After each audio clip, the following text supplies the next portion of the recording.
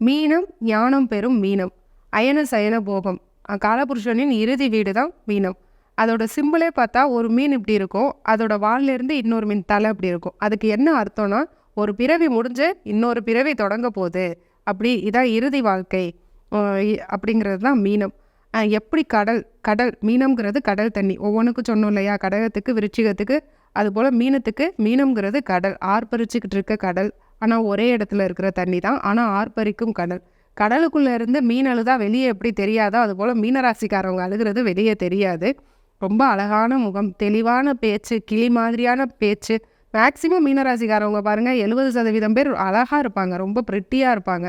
Pretty queen, pretty king அப்படின்னு சொல்கிறது மீனராசிக்காரவங்க. பேச்சால் வசீகரப்படுத்திடுவாங்க. நல்ல அறிவாற்றல், பேச்சு திறன் எல்லாமே இருக்கும்.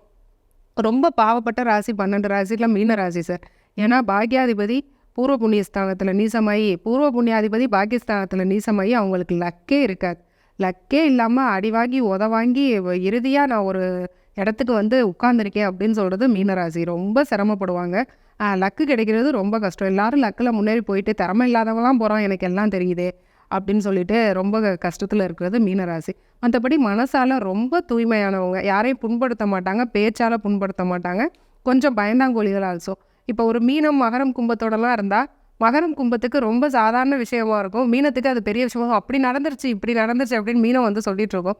கும்பம் இதெல்லாம் ஒரு விஷயமா, இதை விட பெரிய அடியெல்லாம் நான் வாங்கியிருக்கேன்ற மாதிரி சின்ன விஷயத்த ரொம்ப பெருசாக எக்ஸாஸ்ட் பண்ணிக்கிறது மீனம். தனக்குத்தானே நினச்சிக்கிறது மீனம். ஏன்னா அந்தளவுக்கு அவங்கக்கிட்ட ஒரு குழந்தைத்தன்மை இருக்கும், ஒரு குழந்தைத்தன்மை, ஒரு இம்மெச்சூரிட்டி இருக்கும். அது எப்போவுமே இருக்கும். இறுதி வரை அவங்க குழந்தை தான். மீனராசிக்காரவங்க குழந்தைகள் தான்.